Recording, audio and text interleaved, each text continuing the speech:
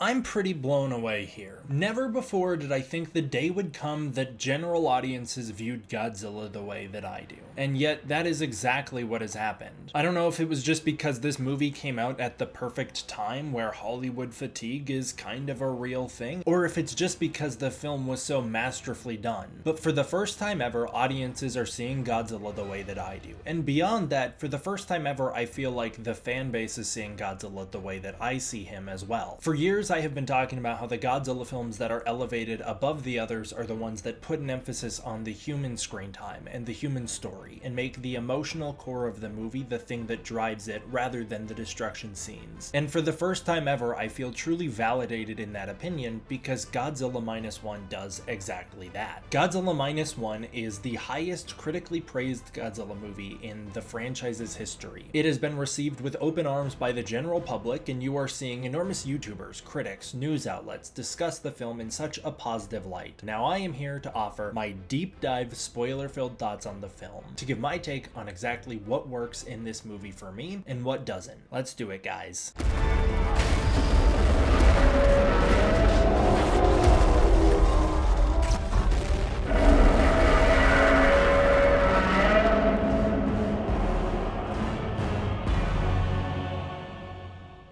What's up, everybody? Band back. Welcome to a brand new video, and today we're going to be doing my Godzilla Minus One spoiler review. It is finally time. Am I tardy to the party? I don't think so. I was trying to be respectful of the fact that this is an international release and it was taking a while to get to different territories. Of course, I traveled to Japan, and while I was in Japan at the start of November, I did see the movie there in Tokyo. It was the greatest experience I've ever had, and I am still not over it. I can't stop thinking about how much fun that trip was and how incredible of an experience it was to be there for Minus One's opening in the flesh. It was such a good time, and now I get to live it through the American lens, and it is so incredible. I am having such a wonderful time with this movie. I cannot get enough of it, and I can't wait to dive in with spoilers, because I've talked about Minus One in reviews. I did my first impressions video where I reviewed it hours after I saw the movie. I did then my follow-up spoiler-free review when the film came out in the United States, and now is time for a deep dive analytical discussion on the spoiler-filled world of Godzilla Minus One. I've now seen the film 7 times, so I feel really prepared to talk about it. If you haven't seen Godzilla Minus One, please go see it. If you're still on the fence, how are you still on the fence, man? Go see it. Go check out Godzilla Minus One. When you're done, come back and watch the video. For the rest of you, let's jump into it. Starting out with the hottest take. Is Godzilla Minus One the best Godzilla movie ever made? And it's something that I've seen people echoing so much online. Not only that, but people have been saying it is the second best so often. So Godzilla Minus One is now being held within the top 2 Godzilla films, and I want to talk about why. Personally, I don't think it is. It's not my favorite Godzilla movie ever made, although it's probably close to, if not in, my top 5 Godzilla films, but my current list of favorites, and it shifts so often. At the moment, it's probably King Kong vs. Godzilla, Mothra vs. Godzilla, and Godzilla 1954, and that's not in any particular order. Those are just my top 3 fave Godzilla movies that I return to so often. Minus One very well could be added to that list as maybe my number 4, or maybe it supersedes one of those other films to become higher up on my list. I don't know. What I do know is that I'm loving the movie, but it wasn't my favorite Godzilla movie. That being said, Godzilla Minus One is the Godzilla movie that I needed right now. The same way that in 2021 when Godzilla vs. Kong came out, it was the Godzilla movie I needed right then. I needed an escape from reality. I needed to turn my brain off, and I needed to just have a good time, and that was an outlet for me. This movie's not really the same because this isn't an outlet for me to escape reality as much as it is a way for me to engage with it, and I really love that about Godzilla Minus One. At a time where I'm not only burnt out of the monsterverse, I'm kind of sick of the silly, I want it to go back to being more grounded, but I'm burnt out of modern filmmaking for the same reason. I'm sick of movies that can't commit to their premise and have to make jokes and be self-aware, and movies that go out of their way to sabotage themselves, and I want movies to take themselves seriously again, and I want movies that can commit to their story and to their premise, and that's why my list of favorite movies this year is movies that did exclusively that. And Godzilla Minus One successfully gave me everything I needed right now, especially in the Godzilla franchise. As I've said before, Godzilla Minus One is the Godzilla movie of my dreams. For my entire life, my dad and I have begged for a true Godzilla film that is absolutely grounded and serious and takes Godzilla back to his roots and plays it straight. Not one devoid of life or humor, but one that is just confident to be serious. A film that chooses sincerity over self-awareness, and that's one thing that I feel like Godzilla films have had a real issue with lately. In 2014, we were promised a Godzilla movie that would have delivered on all of this, and then we received a very different movie. Godzilla 2014 was not the film we were promised, and that's fine. I like that movie a whole lot. But at the end of the day, we were promised an apocalyptic Godzilla story that took itself more seriously than ever, and instead we were delivered Godzilla beating up some other monsters. And that can be incredible. And again, I love that movie. But there's always a level of silliness when you get a kaiju fight involved. You could tell that they weren't fully convinced that they were going to be able to do Godzilla without being like a little tongue-in-cheek about it. And Gareth Edwards has even admitted that. In Gareth Edwards' words, the audience can be in on the joke as long as the world of the movie isn't. While that works, I like it when movies are just sincere in their premise and know that, hey, you don't always need to be poking fun and having a good time with the audience. Sometimes it can just be itself. This movie was the true return to everything I have needed in the Godzilla franchise. It was also a true return to Godzilla. As I'll talk about at the end of this video, while Shin Godzilla was a great Godzilla solo film, it wasn't really a good representation of Godzilla or what Godzilla was meant to be, and this one was. Getting into the story for Minus One, which is one of my favorites that any Godzilla movie has ever featured, the film follows Shikishima, an ex-kamikaze pilot who abandoned his mission during the war in hopes of sparing his life due to the inevitable defeat of Japan. By doing so, he stops off at a mechanics outpost in Odo Island where he meets Tachibana. That night, Godzilla, a dinosaur that lives on Odo Island and has a semi-symbiotic relationship with the villagers, appears and attacks out of fear, wherein Shikishima disobeys a direct order to open fire on Godzilla with his plane, leading to the mechanics panicking and engaging Godzilla in a battle that only winds up in slaughter. The war ends and Shikishima returns home to his bombed-out village to find his family has perished, and his neighbor, Sumika Ota, blames people like Shikishima for not fulfilling their duty in the war. To her, it's because of people like Shikishima that her children died. In this village, Shikishima meets Noriko Oishi, a young woman who finds herself in possession of a baby Akiko. Over the next 2 years, the two of them build a life together, and the village is slowly rebuilt. Shikishima gets a job as a gunner on the Shinsei Maru alongside Nora, Akitsu, and Mizushima, where they're tasked with the discharge of undersea mines placed during the war. Shikishima, still haunted by the war, dreams of Godzilla and is so traumatized he actually thinks he's already dead and is living out the final thoughts of a ghost. During Operation Crossroads on July 24th, 1946, the Baker test births Godzilla as we know and fear him. Over the next year, a strong friendship is formed between the men on the Shinsei Maru, and Oishi and Shikishima grow closer, while never really becoming a couple. Eventually, Oishi gets a job in Ginza and plans to move out on her own. Just as Shikishima realizes he's losing Noriko and needs to move on from the past, Godzilla reaps havoc across the Pacific, destroying Allied forces as they investigate and determine he's headed towards Tokyo. But due to Soviet aggression towards the United States military engagement, the US has to back out of the fight, leaving it mostly to the disarmed Japanese to defend themselves. The Shinsei Maru is then tasked with stalling Godzilla's arrival to Tokyo until the Takao can intercept him and kill him before he makes landfall. Both ships are unsuccessful, and after a few days, Godzilla does in fact arrive in Tokyo. Godzilla wipes through Ginza, Hibiya, and parts of Chiyorai City while Shikishima tries to rescue Noriko. This all leads to Godzilla's devastating atomic breath, which triggers an atomic bomb-like reaction that kills up to 30,000 people. Before the blast hits Shikishima, Noriko sacrifices herself to save him. Following this, the citizens of Japan band together to defend the country for themselves. Ex-military members come together to formulate a plan to defeat the monster and forge a new Japan, away from the irresponsible government who led them to war and defeat. The same government that chose not to defend the country against Godzilla or inform the public about his existence. This effort is led by ex-Yukikaze Captain Hota, and with Noda, formulating a plan to kill Godzilla by using the power of the sea against him. To complete their plan, they enlist Tachibana to help finish building a prototype Kyushu J7W Shinden that Shikishima would fly to lead Godzilla to the target point. Secretly, Shikishima plans to fulfill his duties in the war as a kamikaze pilot by crashing the plane, filled with explosives, into Godzilla's mouth after learning Godzilla is susceptible to internal damage. The day comes when Godzilla makes landfall at Yokosuka, and Shikishima leads Godzilla out to sea where the Japanese resistance awaits with 4 destroyers. Enacting Noda's plan, they use the destroyers to lure Godzilla to a pinch point where they wrap him with Freon tanks, which detonate and coat Godzilla in a bubble-like substance with lower buoyancy than the water. water. This sinks Godzilla to depths over 1,500 meters, causing a rapid increase in water pressure to crush him. The plan almost works, however Godzilla is able to resist the water pressure, resulting in their plan B, the activation of balloons that inflate, forcing Godzilla back up to the surface where he would die as a result of explosive decompression. Godzilla once again escapes by chewing through the balloons and then attempting to swim further down. The destroyers attempt to raise Godzilla to the surface but need support from Mizushima and a series of tugboats aiding in the resistance. Godzilla is successfully pulled to the surface and begins to pressurize, resulting in his skin swelling and boiling. Even still, Godzilla resists death long enough to charge up his atomic breath to kill everyone and escape. Before he can do so, Shikishima flies the Shinden into Godzilla's mouth, where it detonates and explodes Godzilla's head, causing a chain reaction where the atomic breath starts erupting through the pressurized pockets in Godzilla's body, leading to it completely disintegrating. Finally, it's revealed that Tachibana forgave Shikishima for the massacre on Odo Island and built him an ejector seat after seeing how far Shikishima has come and how much he has learned since they last met. Upon realizing Shikishima is not guided by guilt, but instead propelled by respect for those who died on Odo Island and a love and parental need to care for Akiko's future, Tachibana forgives Shikishima and wants him to live. Shikishima survives the attack and returns to the dock, where he's thanked by his friends. He then receives a telegram from Sumiko saying that Noriko survived the explosion in Ginza and is recovering in a hospital. Shikishima returns to her with Akiko and tells her that his war is finally over. As they embrace, we see Noriko has survived but has been forever scarred and marked by Godzilla. The final reveal is that a large chunk of Godzilla's flesh begins to reanimate as it sinks to the ocean floor. Godzilla Minus One is such a perfect movie, not only with perfectly placed references to previous films, big allusions to GMK while also taking inspiration from other Godzilla movies, it has a hauntingly beautiful ending, and it's a movie with so many incredible moments. Minus One is the first Godzilla movie I think I can truly say has a perfect cast. And I want to start out by praising a character who is not the one that everybody thinks. Instead, I want to start out by talking about my personal favorite character, Sosaku Tachibana, played by Munetaka Aoki. His story is probably the most underrated in the entire film. Going from a grizzled mechanic who is tormented by seeing his friends die in the war and who blames Shikishima for not fulfilling his wartime duties, Tachibana represents post-war anger and blame at civilian soldiers. Tachibana is not only a three-dimensional character, but his growth over the course of the film, from resentment to hatred to forgiveness, is so beautiful that all 7 times I've seen this film, I have cried as he sheds tears at the realization that Shikishima lived. I think it is so beautiful and so wonderfully handled. Next is Ryonosuke Kamiki's Koichi Shikishima, who is one of the best and most dynamic protagonists the Godzilla franchise has ever seen. While his story arc is not necessarily new to the franchise, as other characters have had similar arcs in the past, I think it is handled with so much more care. The audience never really hates him for his acts of cowardness because they're so real and relatable in the way they're handled. Shikishima was faced with 2 suicide missions and saw the inevitability of both and chose to live, and had he not done so, Japan would have been doomed. This torments him and causes him such regret that it tears him apart and keeps him in a state of limbo where he's unable to truly embrace the life he has, and it's only through accepting his potential death and making a sacrifice that he's able to set things right and move on. Shikishima's arc is one of the most pronounced, well-developed, and engaging I have not only seen in a Godzilla movie, but just in modern filmmaking. I truly think it is incredible. Next is Kenji Noda, who sometimes is my favorite character depending on what mood I'm in when I watch the movie, played by Hidetaka Yoshioka. He is such a fantastic character, and he is one of the most dynamic scientific types we have ever seen in a Godzilla movie. Noda represents the standard Godzilla archetype of a scientist who comes up with a plan to defeat Godzilla, but is propelled far beyond his counterparts by having so much more personality and heart and charisma outside of that. He has this heart and love and compassion and is so funny at times. His small journey from being this reluctant guy who comes up with a plan to revealing how unconfident he is in said plan, and then realizes that truly what's missing is the valuing of life that always must come first, stating that they shouldn't be fighting to the death but instead living for the future, which leads him to embracing those around him and seeing that success is only done as a team, giving him the energy and confidence to lead the charge against Godzilla was so phenomenal. He's also one of the first Godzilla protagonists we've seen ever pull off his plan with no sacrifices, which is one of the themes of the movie, and it was so beautiful. Such a poignant counterstatement to war. I thought it was so great. You know who doesn't solve the problem in this movie? The military, who literally is incapable of doing anything. You know who does? The scientist who wants nothing more than for people to be alive and happy together. Yoji Akitsu, who was my previous favorite character but is slowly getting shuffled around my list just because of how compelling I find all of his co-stars, is played by Kuronosuke Sasaki, and he's incredible. I love him so much. He's this lively and compassionate man who has so much charisma. I love his hatred for his government, but his love for his country and his friends, and it makes him so compelling, and the lengths he will go to protect his buddies is so heartwarming. It would be impossible to talk about this film without talking about the wonderful performance delivered by Minami Hamabe as Noriko Oishi. She is such a beautiful character to watch develop over the course of the film, and also visually, I want to give some credit here. The production designers in Godzilla Minus One have done such a phenomenal job, not only realizing the post-war aesthetic, but also delivering a powerful statement through visuals alone about post-war progression. Noriko Oishi is probably the most prominent character we see undergo this, as she starts out in rags and winds up a beautiful put-together woman. The way she starts out as seemingly just a homeless thief, only for us to pull back the curtain and reveal the tender and caring, selfless person she is underneath, is so incredible. The way that she not only cares for Shikishima, but also Akiko is tremendous. I love the found family element to this movie, and it is probably one of the most beautiful I have ever seen put to film.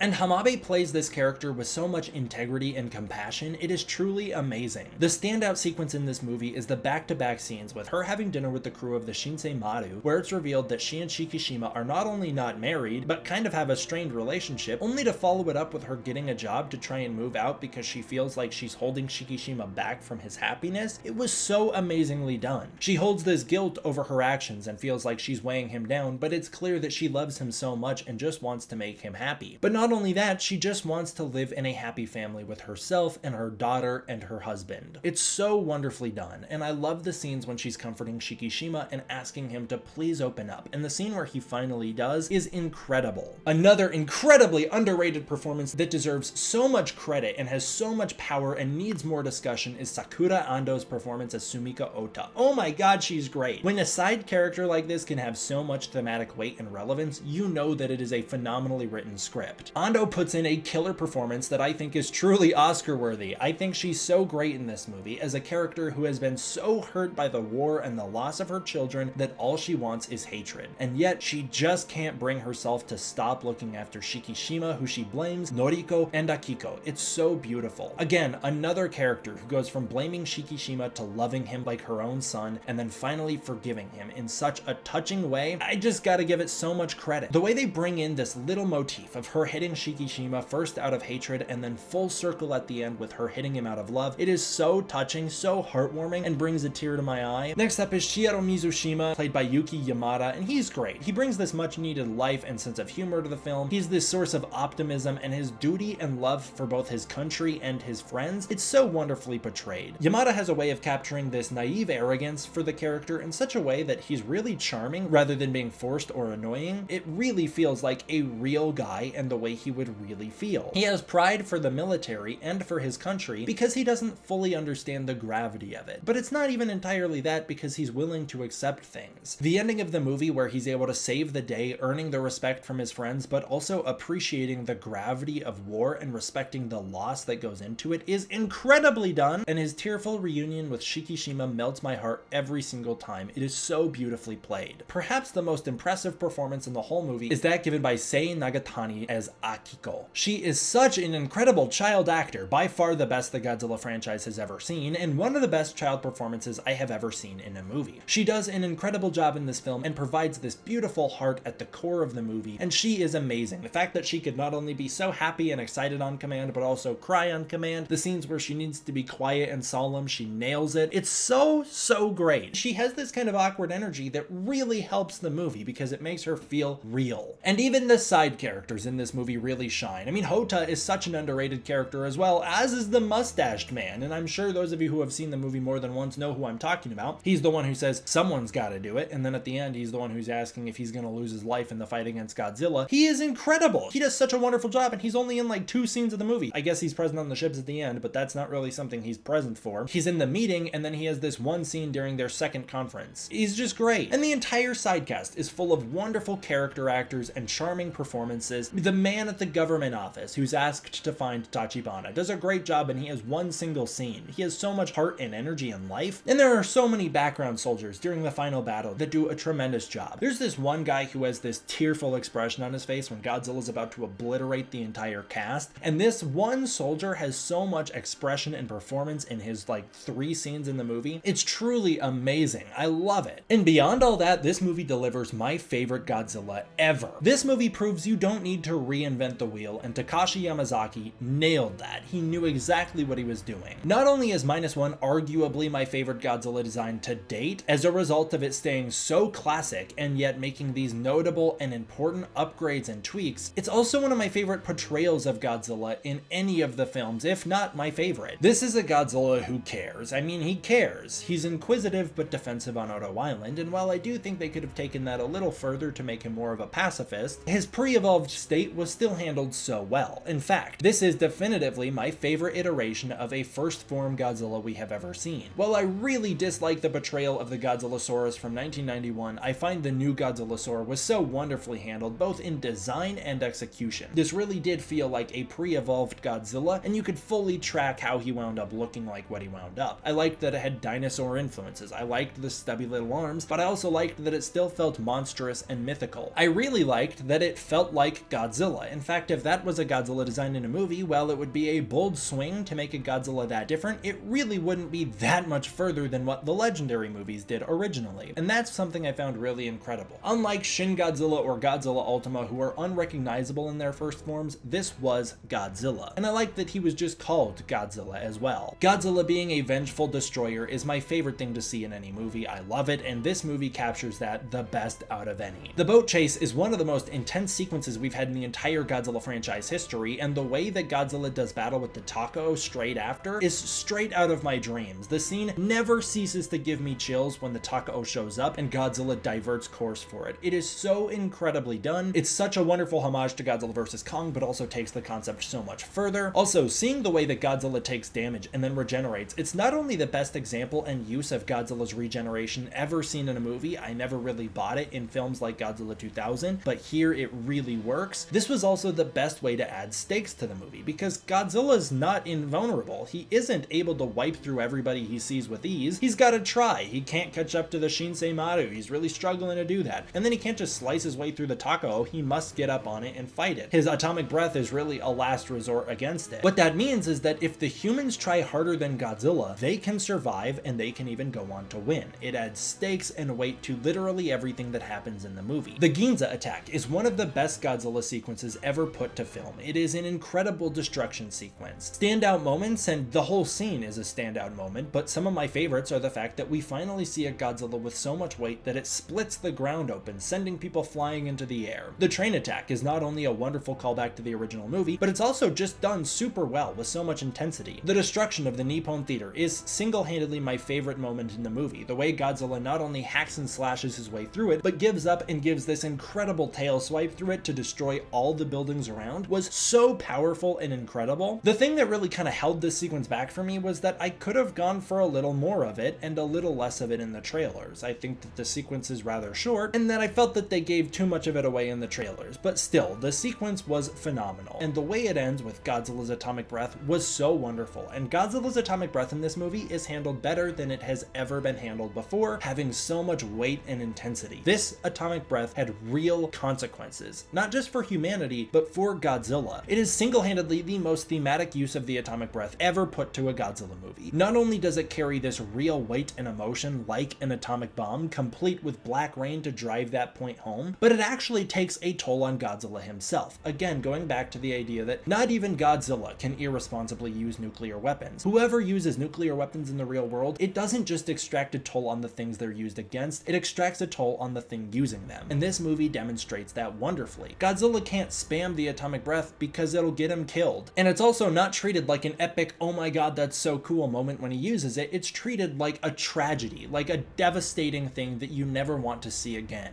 How incredible. The fact that Godzilla Minus One was the first Godzilla film to take the Godzilla genre and flip it on its head, where rather than rooting for Godzilla to destroy a city, we're rooting for him to do the opposite. We want him to get out of there. Please stay away, because every time he shows up, it's devastating and tragic. As Takashi Yamazaki said, he wanted this movie to capture a sense of despair, and he did that better than any other Godzilla director other than Ishiro Honda. Also, the entire finale of this movie is so great, from the way that Shikishima takes flight to bait Godzilla into the attack was so well done, all the way to the boat attack sequence where they use Ifukube's music. It's all so incredible. I love that scene of Shikishima flying around. It's one of my favorites in the movie. I love that so much. And their fight against Godzilla at sea is so intense and exciting. I loved it. It's got a life to to it and a real sense of hope to it, but also at times it knows when to whip out the dread and despair, and it does so perfectly. And Godzilla's defeat is wonderful. I loved it because it was such a creative plan being used against Godzilla. It also felt like the first one that you could really do in real life. And again, it held thematic weight, which I really appreciated. Godzilla being an abomination of nature who can only be defeated by weaponizing nature against him was so great. I love that by breaking and rebelling against the laws of physics, by splitting the atom and then radiating Godzilla, it's what created him. But also, by utilizing physics against the guy, that's what defeats him. Working with physics and water pressure as a weapon is able to stop Godzilla from existing. The line where they say they're going to use the power of the sea to kill Godzilla is so great because it's kind of man who says, oh, we got to bow out of this one. We can't do anything about this. It's almost like man versus nature, and man goes, well, we lose, but you know what doesn't? Nature versus nature. And so they utilize nature against Godzilla and he loses. I loved it. I also love that this is a Godzilla who we got to spend the entire life cycle with. We see him as an animal. We see the bomb that created him for the first time ever, and then we see his defeat. Seeing the bomb that created Godzilla not only having to be a real bomb, which gives real blame to the people who are responsible for the irresponsible development of atomic bombs in the real world in the first place, but also it gives us the sense of an origin for Godzilla that's more definitive than we've ever had before. I thought it was incredible. It's also a way to take Ishiro Honda's themes and say, hey, we know that you couldn't say all the things you wanted to say back in the day, so let us say them for you now. The way that this movie plays with real world history is incredible. Not only sticking strictly to the real world weapons that they had at their disposal, the real world ships that were still in service or left around by the time this movie takes place, to the Shinden itself was so wonderfully done. The reconstruction of Shikishima's village, Ginza being restored to its 1940s self. Little details like you can still see some development on the Capitol building where they're rebuilding after the war. It's so good. Oh my god, Takashi Yamazaki, I love it. I love it, man. You did such a great job. You know who else did a great job? Naoki Sato with the soundtrack. It was just on another level in this movie. Not only did I love all of his own music, but Akira Ifukube's music gets me endlessly hyped with the way it's used. They've also sampled some songs here, like whatever that little guitar song that plays over the montage of Shikishima's life slowly developing. It was beautiful. I loved that song. I thought the use of it was great. And then Sato's soundtrack. It's so perfect. There's so many great songs on it. So much of it is just filled with heaters that I love. I will never stop listening to that music. It's also like the perfect inspo playlist for me as a writer. I loved that as well. The music was so good that Ifukube didn't need to be used in this movie, and yet when he is, it brings this flair to the film that all of us Godzilla fans really wanted and are so happy to receive. The special effects are incredible as well, done by Takashi Yamazaki as the director, but also his team at Shirogami. Everybody who worked on this film deserves so much credit and praise. It's truly a stunning display of Japanese innovation. This also goes to show what happens when you take a director of a Godzilla movie and give him the special effects. Rather than passing it off to a team where he can pass the buck onto them, he was there doing VFX revisions with them. He was staying in the office after hours when everybody else went home. He understood the shots before they were fully realized. He wasn't a guy who was like, well, I think it'd be cool if something like this happened, and then has to give note after note after note after note to the VFX studio. He was a guy who knew what he wanted, filmed it in a way that would best benefit himself later in post, and then in post was able to help himself out so much more. It's also why I think like directors who are writers and editors are the strongest directors of all, because they understand all aspects of the film. And this is a case where a director understood all aspects of the film he was making, and it really, really works. Godzilla Minus One is a Godzilla film that fires on all cylinders for me. I loved it. I loved the human story, and for the first time ever, I can confidently say that the monster story is outshined by the human story in a good way. Whenever that's happened in the past, it's because the monster story has been underwhelming or a little out of place. Now it's happening because both are working together and one elevates the other, and Godzilla is able to propel the human cast and story to a whole nother level than they have ever achieved in a Godzilla film before. It is such a compelling wartime drama that I believe it works even if Godzilla's not in the movie. You remove Godzilla from the film, you come up with some other plot mechanic to have these things happen, and the film is still incredibly compelling, which is something I could really only say as a positive for the original Godzilla movie. If you remove Godzilla from that film, you've got a very compelling film about weapons of mass destruction. In other instances where you can remove Godzilla from the film and the film still kind of works, it's because the film is weird, like let's say Ebera Horror of the Deep. If you remove Godzilla from the film, it is a quirky adventure film about trying to take down a terrorist organization, and it actually kind of plays well on its own. In fact, Godzilla kind of weighs the movie down because you're like, we either need to spend more time with him or less, because what is he doing in this unrelated film? This is an example of a movie that knows how to elevate both together. The kaiju story, it's full of horror and suspense and thrills in a way that Godzilla films haven't done a great job at capturing in a long long time. Not only is it horrific at times, but it is also so exciting at other times. This is the first Godzilla movie where I was actively rooting against Godzilla the entire film, and it was so thrilling to see him get his ass whooped at the end of this movie. This movie also has great gravity and respect for the character of Godzilla. I loved that as well. The special effects are so stunning, and they feature so many incredible shots that I am still in awe of every single time I see the film. And again, the music is perfection. Sato's score has so much weight that it doesn't need Ifukube's music, and yet it still gives it. And when Ifukube's music plays, it gives this flair of classic Godzilla to the film that makes it feel like the true and definitive Godzilla movie. And that is my big thesis for the film. This is the definitive Godzilla film for our generation. While there's been a few attempts to tell a solo Godzilla story since and reboot the Godzilla franchise with a definitive attempt to tell the Godzilla story, I've always felt those solo films kind of lack something or are underwhelming with aspects of their execution. For instance, Godzilla 1984, I think, suffers from massive pacing issues. Godzilla's also always lacked a certain horror element in that movie that he had in the original. He feels just kind of more like a wandering animal, and it doesn't work as well for me. Shin Godzilla is a film that tried to be the definitive Godzilla film for our generation, and while I love that movie and think it's incredible, with rich political satire, things to say, and it almost works, I still feel like the film suffers from pacing issues, more notable VFX issues than Minus One had, and also too many stylistic choices to feel like the true definitive Godzilla. The portrayal of Godzilla feels off, with too many lore changes and added abilities that make it more feel like a new creative way to explore the Godzilla outlet rather than the definitive Godzilla story we needed. Godzilla Minus One does everything right for me. It has the horror elements of the original and keeps it tonally in line with that film. It also builds upon the human drama in that film and utilizes its longer runtime perfectly. While I still feel like the original movie carries more thematic weight, and that's why I would still put it above this film does an incredible job reaching similar heights. Godzilla Minus One also gets major credit for being such an aggressively political Godzilla film filled with bold stances on censorship, the way that the government continuously lets people down, the way that the United States plays world protector while often causing problems and then completely backing out when it comes time to deal with the consequences of them. And also, this movie makes the strongest and most meaningful anti-war statements since the original film. Not only all of that, but the film links into Godzilla's nuclear origins in a way that was done more meaningfully, poignantly, and beautifully than any other Godzilla film since the original in 1954. Finally, I just want to say, as someone who's seen Godzilla Minus One 7 times in many different formats, I want to kind of go through and rank the formats just like I did when I saw Godzilla vs. Kong 100,000 times. I've seen Minus One twice in IMAX, once in MX4D, once in Standard, twice in 4DX, and once in Dolby. And out of all of those, while I do want to spend other videos talking about like 4DX, MX4D, that kind of experience, I just want to make it clear, the best experience I had seeing Godzilla Minus One in terms of picture quality, sound quality, presentation was Dolby. It blew me away, not only because the film has this incredible sound mix, but because Dolby is the best experience of visual to audio input. So if you get the chance to see the film in Dolby, I don't know if it's still playing in Dolby in most areas, but if you get the chance, please take it. To end it here, Godzilla Minus One is at least a solid 9 out of 10 for me, and I know that might shock people that I'm not giving it a perfect score after doing nothing but praising the film. It's because I don't really have an issue with the film. I don't have an issue with Godzilla's screen time. I don't have an issue with the pacing, which I know many do. I really like the melodrama in the film. I like the plot conveniences because I think they're used well. I think the film earns its happy ending more than any other Godzilla film and more than most other movies ever made. I think everything works super well. The thing that holds it back for me is that while everything works super well, I still feel like there's more to offer. I feel like there is more that this movie could have done. It could have taken things a little further at times. And while I am feeling incredibly satisfied, there was a fraction of me upon leaving the film that felt underwhelmed at the fact that while I was given everything I wanted, I wasn't given things that I didn't know I wanted. I wasn't blown away by any of the choices this movie made, and maybe that's just an unfortunate result of how much time I've spent with the marketing for the movie, because I felt like I knew most of the things that were going to happen in it. While I was surprised about which characters lived, which characters died, some of the times it surprised me how things played out or the order of things. The bigger sequences in this film, Godzilla attacking the ships at sea, the atomic breath, the Ginza destruction, it was all so heavily teased already that maybe it's just the unfortunate result of I kind of felt like I had seen most of the movie before I saw the movie. And so that is my score for now, a 9 out of 10.